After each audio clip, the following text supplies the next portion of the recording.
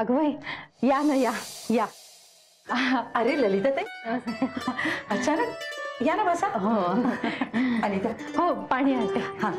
स्वानंदी, बसा.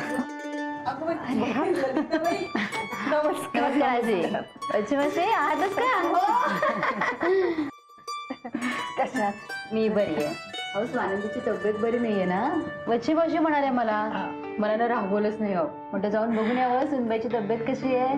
नाही आता बरी आहे तब्येत. काही बरी नाही. हा रात्री ताप चढला होता. हो पण सांगेल तर शपथ ना. अहो गुणी आहे स्वानंदी. पण सॉरी हा, माझ्यामुळे फार दगदग झाली ग काल तुला. नाही अहो एवढी नाजूक नाहीये ती, आणि घरातल्या कामांची सवय आहे तिला. हो आणि असल्या घरातल्या कामांनी जर का मुलीला ताप यायला लागला ना तर बघायलाच नको. ललिता ताई घ्या ना, मटारच्या करंज्या केल्या. मटाराच्या करंज्या. हो नाही म्हणजे सीझनच्या सुरुवातीला कोवळा असतो हा मटार. हो मग तेव्हा करंजा खीर हे सगळे पदार्थ करते मी. नाही म्हणजे आवडतं मला हे सगळं, पण काय असे चमचमीत पदार्थ खाल्ले की वजन वाढतं ना, त्यामुळे जरा कंट्रोल करायला लागतं आजकाल.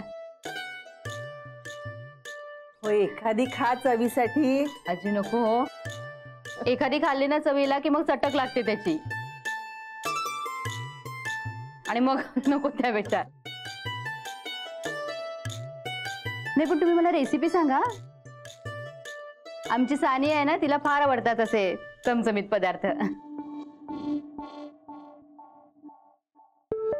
सानिया म्हणजे अमेरिकेहून आली ना नीलची मैत्रीण ती. हो हो आलंय माझ्या कानावर. खूप छान आणि भोळी मुलगी आहे. अगदी लाघवी स्वभाव आहे असं सांगत होती स्वानंदी. आज स्वानंदी सानियाचं तोंड भरून कौतुक करते. एक दिवस असा येईल की तिचं तोंडही पाहणार नाही ती.